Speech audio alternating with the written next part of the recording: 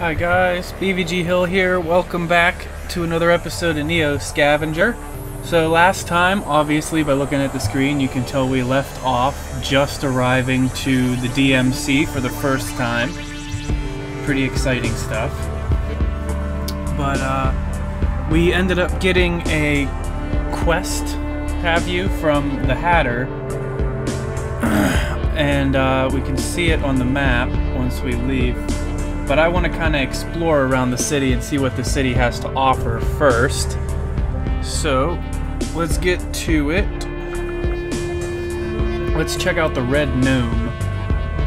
The Red Gnome is an exception in an already exceptional city. Situated on a busy corner in Gate 11's Neon Alley, the single-story, streamlined diner defies the densely packed high-rises and elevated roads around it. In fact, several adjoining buildings seem to grow over the diner, using the precious space above its roof. It seems almost untouchable in an otherwise claustrophobic warren of glittering skyscrapers and patchwork overpasses. Even before entering, you get the sense that there is something unusual about the place. For one thing, despite a prodigious amount of tagging on every surface, the diner is left unmarred, as if those around here know better than to try. However, that ominous thought doesn't seem to deter anyone's hunger. A line snakes out from a takeout window under a sign boasting, "Real soul food, real meat." Let's go inside. Pushing through the stainless steel door, a rush of warm, greasy air fills your nose, replacing the damp coolness from outside. Your stomach irps almost instantly in an anticipation of whatever you smell on the grill. The decor is somewhat less inviting, however. Despite a number of lights, most of them seem incapable of dispelling the dimness in the place. And sepia-stained curio along the walls seem to capture more of the creepy awkwardness of the diner's history than nostalgia. Padded stools line the long countertop, and booths run the length of the outer wall, sporting ripped vinyl benches. A stark pattern of 1-inch tiles dots the floor. Not surprising, in retrospect, that the takeout line was so long. Still, an open seat and a warm meal are promised land compared to eating condensed soup in the rain. You shove your stuff into an empty booth and start paging through the laminated menu. What do we got here? We got combo 2, some jumbo fried shrimp, collard greens, black-eyed peas, and peach cobbler. Cadillac burger, mashed potatoes with gravy and cornbread, fried chicken, mac and cheese, and red beans with rice. So everything here is $20 and up. And I don't have any money. I need to visit a vendor, but we'll leave. I just wanted to check the place out. On second thought, maybe you aren't so hungry. You head back into the streets. Haggerty Health Clinic is a pretty busy spot. Its proximity to Gate 11 and its mercenary attitude towards clientele ensures that it has a steady stream of business, from both inside the DMC and Sprawl. The Double H, as is often called, offers a wide spectrum of health services. Those include diagnostics, cleaning and dressing of wounds, therapeutics, including nanorobotic suspension treatments, and prescription drugs. There is also an on-site augmentation clinic where patients can elect for prosthetic enhancements. These highly desired services may require special permits, in addition to the significant price tags. Go ahead in and take a look around. Inside, the lobby looks a lot like any other clinic. There are banks of attached seats covering most of the floor, and counters for both receiving patients and dispensing pharmaceuticals. Dominating the right wall near a hallway and elevator bank is an LED sign displaying the currently served customers. Letter and number combinations update at random intervals as nurses escort patients to and from the room. You head over to the counter and get your waiting number. It isn't long before the LED lotto calls your number and you're led away for consultation. So what we got? We got some drugs. $180 for 6 painkillers. Holy smokes. Got sedatives. Regulate core body temperature, which I assume would get you all ready to go. Rehydration and micronutrition. I don't know if I would be taking advantage of a lot of this stuff unless I really needed it. Full diagnostic workup. Does that mean it maxes out everything? Cleaning and dressing her wounds. Jeez, I could do that for myself. By myself. Relatively easy. It's not like dirty rags and a fire are hard to do here. Pharmacon prescription, antibiotics, broad-based nanorobotic suspension treatment, blood transfusion. Holy crap. Good lord. Don't get close to dying. You're gonna have to pay an arm and a leg. Let's go upstairs. Haggerty Health also offers several elective procedures which involve implanting devices and replacement tissue. Before receiving any such procedures, the patient must undergo preliminary testing for eligibility, as not all patients are good candidates for synthetic implementation or augmentation surgeries. Some procedures will require additional testing, and in some cases, special permits or authorizations. You begin speaking with an attendant who reviews your eligibility test results. Fortunately, initial testing seems to indicate that you are eligible for further augmentation and prosthesis. You are given a catalog of procedures currently offered by Haggerty. Eye augmentation. I guess that allows you to see farther in the daytime? And I'm guessing this is night. Yeah, this is night vision, which I would assume makes you see farther at night. Telescopic update. Maybe that's like even farther than eye augmentation. It's kind of, I don't know, it's kind of vague. But apparently I can only get stuff done with my eyes right now. Alright, well, we'll go back downstairs. Is there anything else we can help you with? Nah, I'm good. I'm out. You decide to leave the clinic. Detroit Savings Bank turns out to be a surprisingly tricky business to find. It has a presence for certain. Self-service terminals are near ubiquitous, winking at passers-by from countertops, ad walls, and alcoves. But there's little more to these terminals than signage, lights, and a screen. There doesn't even appear to be a place to dispense cash nor insert a card. After a bit of walking, though, you eventually find a Detroit Savings Bank micro-branch with more than a screen. You're outside the Detroit Savings Bank's Gate 11 micro-branch. A secure, climate-controlled booth, slightly larger than a covered bus stop, sits on the sidewalk here. It has the requisite self-serve terminal on the exterior, but looking through the transparent walls, there appears to be an actual human teller inside. Wow! Threaten the teller. Yeah, I'm gonna rob this bank. Bitch, give me all your money. Oh, we'll go in. You pull the transparent door open and step through. Inside, you're greeted with bright-colored light and dry, tepid air. The teller, a presentable-looking young woman with straight brown hair, looks up from her terminal warmly. Hello, she says. Is there anything with which I can assist you today? I don't know. What? Wow, come on, man. Pretend what?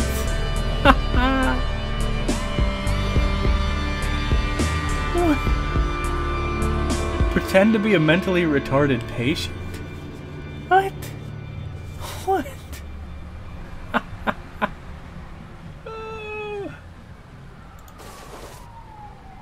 I have to. Striking your best, I don't know what's going on expression, you feign delight upon meeting the teller's gaze. Ambling toward her, you fish out something ridiculous and hold it forward for her, like, ta-da! Oh, ho, ho, what have we here? She says, turning it over slowly in mock awe.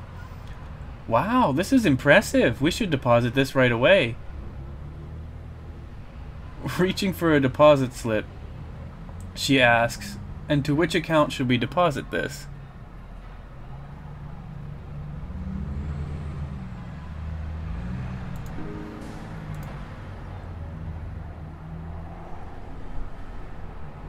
Using your offhand, you scrawl the account number in childlike handwriting. An idea seems to occur to her, and she starts typing into her console. A few moments later, she turns to you. Do you know Kale? Or is that Cole? I think it's Kale. Are you looking for Kale McAllen? She starts writing on her notepad. You furtively sneak a peek. McAllen, Kale, Concrete Forest Apartments, 3935, Tower 48, 23140 Halstead Road, Detroit, G11 09-01. Then she picks up her mobile and starts making a phone call. Already having what you came for, you begin shuffling back towards the door. "Oh, wait, Mr. Kindred," she calls after you. "Yes, sorry, may I have the number for Cale McAllen?" Once outside, you duck out of sight and put a block or two between you and the booth. Never know if someone might actually come looking. Arriving at Concrete Forest Apartments, you immediately see the resemblance. Towering structures stand at regular intervals like giant artificial trees. Crisscrossing laundry lines, string lights, and Contra Code balcony modifications complete the illusion. Below, the ground is an organic patchwork of community gardens and trash heaps, gutted husks of cars and playgrounds, those who call the forest home and those who sleep in its shadows. Feels a bit like a street fair collided with a refugee camp in the ghetto. What a combo.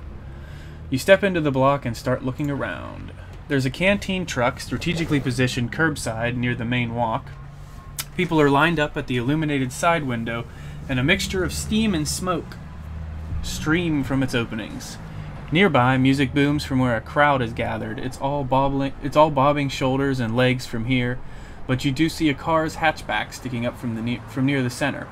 One of the towers has a C-store at ground level. A lonely few are inside, but it doesn't seem very popular. And there's the ubiquitous knockoff vendor barking at passers-by. Check out the canteen truck, C-store, check out the crowd.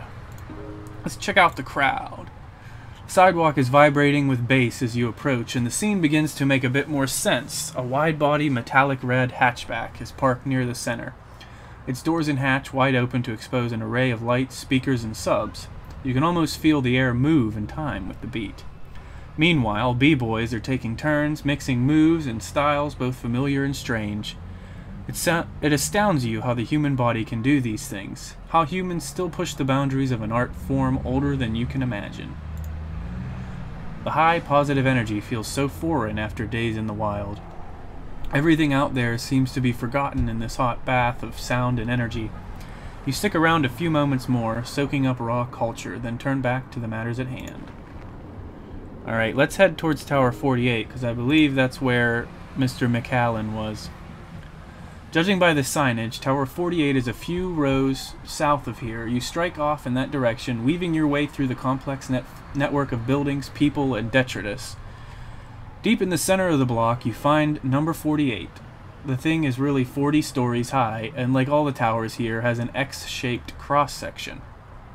Also, like all the other towers, there's a secure entryway, some sort of card lock likely to keep troublemakers like you out. And judging by the dents and marks all over the frame and glass, it's done its job handily over the years. Use the intercom, wait for somebody to use the door, jam the main door, look for another way in. We'll look. Ignoring the main door for a moment, you look around the area to see what your options are. There's a fire exit at the end of each wing, but those are likely alarmed, probably locked too, so no easier. You do notice, however, that there is a makeshift pedway that some enterprising tenants slapped together. It runs from an adjoining tower to number 48 into a room's window. Even better, it looks as if someone's moving furniture into the adjoining tower. The doors are propped open. Alright. Waltzing into the other tower, you take the stairs up a few flights and open the door into the hall. A few doors down, you notice bits of paper and other trash have visibly collected in the hall around one open door. You chance a peek inside and discover an empty room, disused and long ago charred in a fire. The window opens into a dark tunnel, likely the pedway you saw from below. Unfortunately, it looks like a dead end. While this side has the benefit of a burnt-out apartment, the other end looks rather occupied. What's more, they seem keenly displeased with the pedway, and have gone through great lengths to bar their window.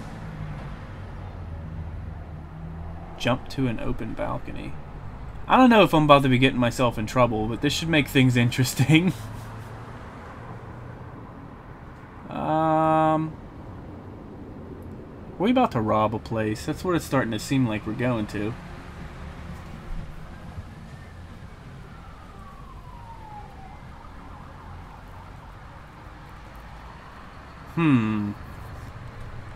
What do you think? Jump to an open balcony or head towards Tower 48? I kind of feel like more people would try to go about this in a civil way. If I go back to Tower 48, can I go back there? Yeah, I can. I'm going to try the intercom real quick and see if I can take the easy way in. In a move beyond all reckoning, you forgo fancy security hacks, brute force, and all other illegal entry attempts and decide to just use the doorbell. There's a list of names and room numbers on the wall, but you doubt anyone's updated it in years. Some entries are blank, blocked out, or have disparaging graffiti next to them. No matter though, you punch in the apartment number you learned from the bank and wait as the speaker emits a staticky call tone. It interrupts the tone and there's a pause. Hello? Not much to go on. Sounds like a kid answering the door while his parents are out. Is this Cale McAllen? Another pause. Yeah. His tone is getting a bit more confident.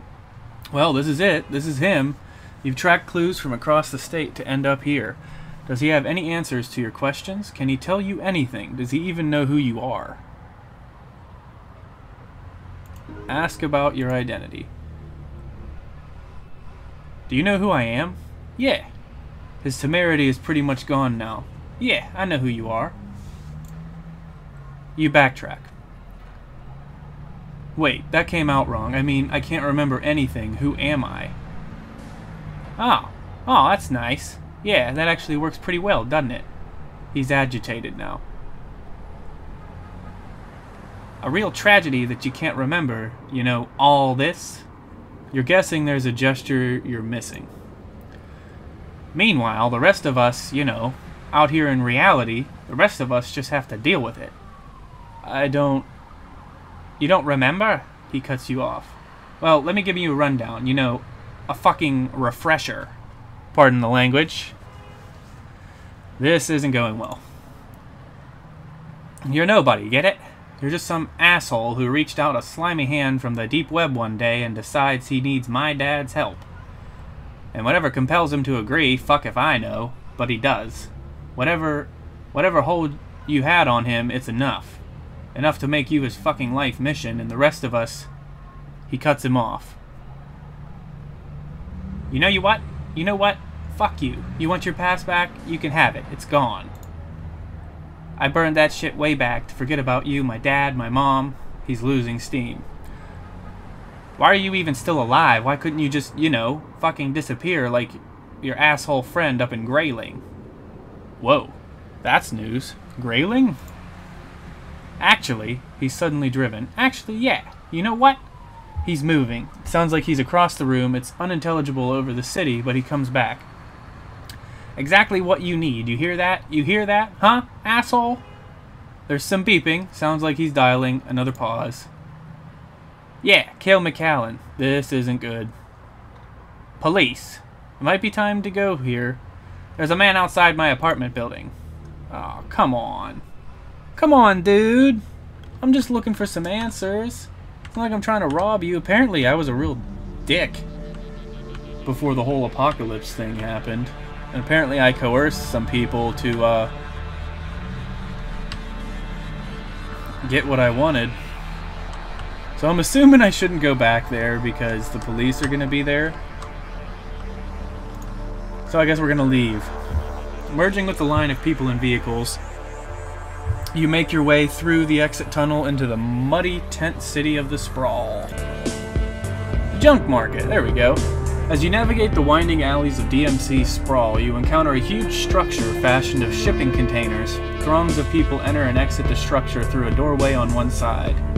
Inside, you can see a thriving bazaar where people trade scavenged items in the light of 1,000 lanterns and bug zappers. The air is thick with sweat, smoke, and the smell of barbecue and spices. This is the Sprawl's notorious junk market.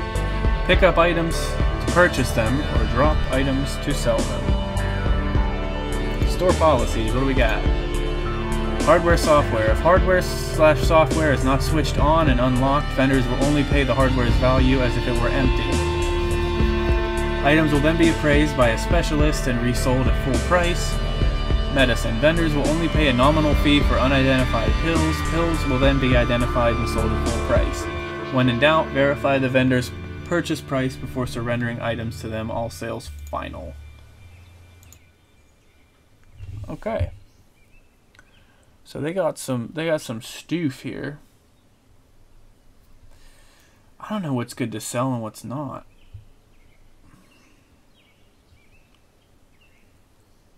Rifle's worth a lot, but I'm sure as hell not selling that. Pistol. It's kind of tempting.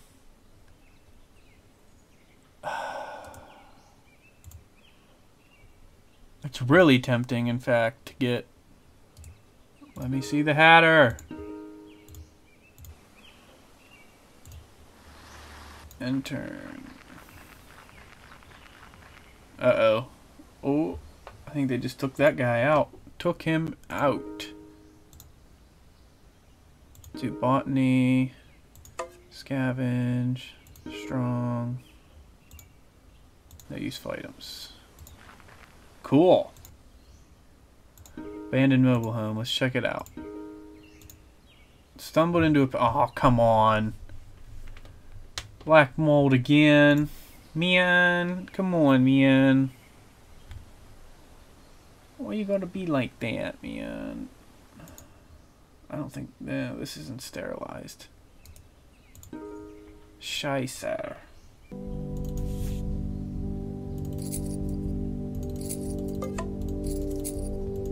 What is this music? Oh, that looks promising over there. Nothing. I'm going here. What's here? Oh man, son. Storage shed. Might have just hit the jackpot, hopefully. Let's check the other storage shed. I'm saving the best for last here. Activity likely, yeah. Office building. Nothing. Really? Nothing at all? Aw, man. Aha! You step off the familiar lift, and Hatter turns to look at you, finishing his conversation. Private call with a client, boy. Private call with a client, boys. I forgot my voice there. Hatter says to his hired guns, "Don't worry if this one kills me. Your pensions are nil either way." He circles behind his desk, and when the guards shut the doors behind them, he says, "We have to talk." Okay. Some people have reached out to me, some very powerful, very dangerous people who made it abundantly clear that I'm to tread lightly with this, hence the privacy. I can't tell you too many details, not until I know you're taking it on. What I can tell you is that it pays well. Frankly, given the compensation package, you may never need for a thing again. Alright. The catch is, well, as you might imagine, this is no cakewalk. The target is well protected, and you're expected to infiltrate rather than assault. Otherwise, I'd be having this conversation with a Merc company. And, of course, your discretion is implied in the price. I should tell you, risks being what they are, I can only offer this to you once. He sits back, giving you a few moments to take this all in. Can I count on you? Oh, boy.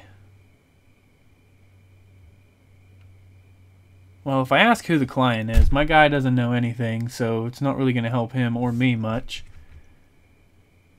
No way, leave me out of it. You know what? I'll do it. I'll do it. Hatter seems more stressed than relieved. I was afraid you'd say that, but for the record, I chose you for a reason. Resourcefulness is a valued trait these days. From the raining mess in his office, he takes an atlas nearly fallen apart and pages to a map of Michigan. Up here, he says, circling an area in the far north. There's a military base, Camp Grayling, it used to be called, before the National Guard abandoned it. But don't get your hopes up. It's said that they left behind a state-of-the-art security system, all unmanned, of course, just machines without masters who, as far as I know, have let no trespassers live, ever. I've heard a rumor, though, he interrupts himself. Maybe I read it. Anyway, I seem to remember hearing some protesters got around the defenses back in the day. He thinks a moment. It was something embarrassingly low-tech, too. He shakes his head. I'll be damned if I can remember what, though. You might rummage through some old newspapers to see if you can find that story. It'd beat getting chewed up by whatever they've got running up there. But Hatter exhales on a chuckle that's one part defeat, the other bemused. Mind over matter, right? He takes out a small device from his pocket. Your job, besides infiltration, is to plant this right into the base's intelligence mainframe. The software will do the rest, I'm told. Where that mainframe is, however, remains unclear, but the databanks they used in those days were huge. Look for the biggest building and expect the doorway to be unobvious. The most important thing, do not insert the bug without finding an ID badge on site first. The barracks might be a decent bet for that. Once the bug is in place, all you have to do is make your way back here and, well, we'll begin Operation Easy Living, so to speak.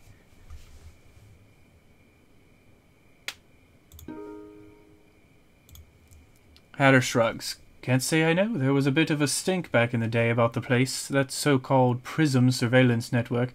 But rolling on that might be dangerous, to be honest. As I've said, these folks are serious business. And the timetable? That's the good news, in fact. He leans back on his chair. Take your time on this one. Do some reconnoitering. Gather the resources you need first. The client wants it done sooner than later, but they don't have an immediate deadline. That it's done is more important to them than when. But enough about that. Hatter buzzes the guards back in. You have work to do, and I have a million things on my bucket list in case you really don't make it back. The guards allow you through, and before long you're bracing yourself against the chill air of the Sprawl streets.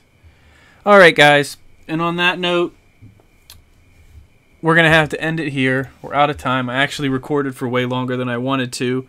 Thank you so much for watching the video. If you liked it, remember to hit that like button and subscribe. If you really liked it, make sure to share it with friends, anyone you know. Spread the word. Leave a comment down below if you have any suggestions for another game to play, because I'm always looking for suggestions or anything you want me to change about how I'm editing or commentating or whatever. Just let me know in the comments below. Thanks again, and see you in the